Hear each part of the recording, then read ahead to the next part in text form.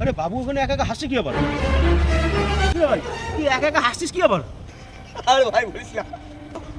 ভাই শোন শোন শোন শোন, দেখ দেখ পাগলের মতন হাসছে একা একা। পাগল হয়ে গেছিস? তাহলে বলি শোন। হ্যাঁ বল বল। 2-3 দিন আগে হ্যাঁ মন্দিরে গেছিলাম, পুজো আচ্ছা করি জানিস। হ্যাঁ তা আমাদের পাড়ার একটা মেয়ের সাথে দেখা। আচ্ছা তা ও নাকি 2-3 দিন আগে একটা মেয়ের বিয়ে বাড়িতে গেছিল, হ্যাঁ। বান্ধবীর বিয়ে বাড়িতে গেছিল হ্যাঁ। সকালবেলা। হ্যাঁ।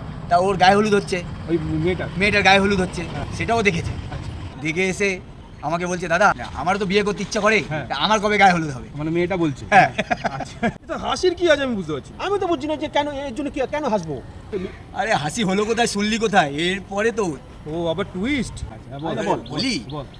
তা 3 দিন আগে বলেছে, 3 দিন ধরে প্রার্থনা করলাম 33 কোটি দেবতাকে ওর যেন গায়ে হলুদ হয়ে যায়। হ্যাঁ। তারপরে শুনি কালকে হ্যাঁ ওর জন্ডিস হয়ে গেছে। কি করে তুই এত প্রার্থনা করলে জন্ডিস হয়ে গেল? কিন্তু কম করতে পারলি না ভাই, এত প্রার্থনা কেউ করে? 33 কোটির কাছে কেউ প্রার্থনা করে, একটার কাছে কর। ও সাবজেক্ট বলেনি তো, না গায়ে হলুদ বলেছে, এই তার জন্য গায়ে হলুদ হয়ে গেছে। হ্যাঁ। কি করে বিয়ে বলতে হতো, বিয়ে বলতে হতো, আরাম দাদা বিয়ে বলতে হতো, মেয়েটা জন্ডিস করে দিল।